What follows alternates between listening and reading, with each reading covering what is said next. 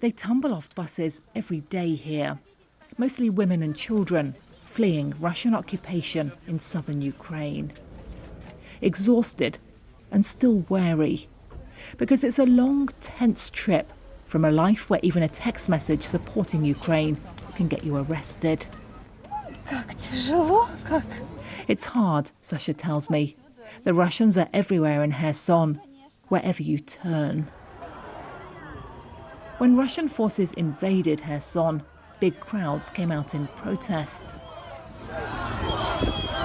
They chanted at heavily armed troops to go home. And then the Russians hit back. But the resistance didn't die. It moved underground. We arranged to meet some of that shadow army. They asked us not to reveal where or who they are. Ruch Oporu, the resistance movement is huge.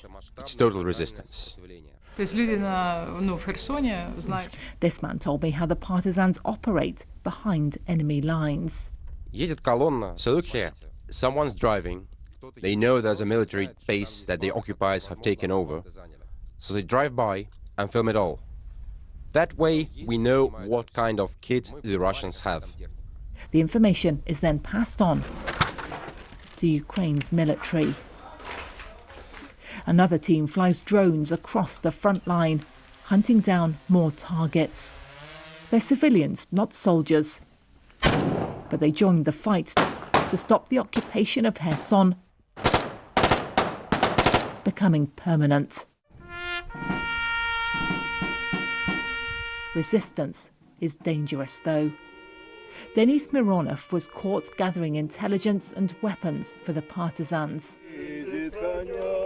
He was beaten so badly, he died in custody. His mother has evidence Denis was tortured by Russia's FSB security service. But they simply beat him to death. They tied him to a door, wrapped tape around his head, and they beat my son so badly that his ribs were broken by the first blow. They pierced his lungs. He couldn't move. He couldn't lie down or even stand. I asked the FSB how Denis died. They didn't respond. But it looks like the fight back for Kherson has begun. Ukraine says it's destroying Russian ammunition depots, hitting key bridges to disrupt their supply lines. Weapons from the West are starting to make a difference here. And so, this fighter tells me, is the resistance.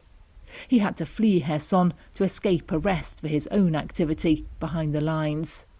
But he tells me the Russians have very little real support there. Of course, the Russians have scared people, physically and psychologically. But the vast majority want life to be like it was before the invasion. They are waiting for Kherson to be freed, to be in Ukraine again. Чтобы это была опять Украина.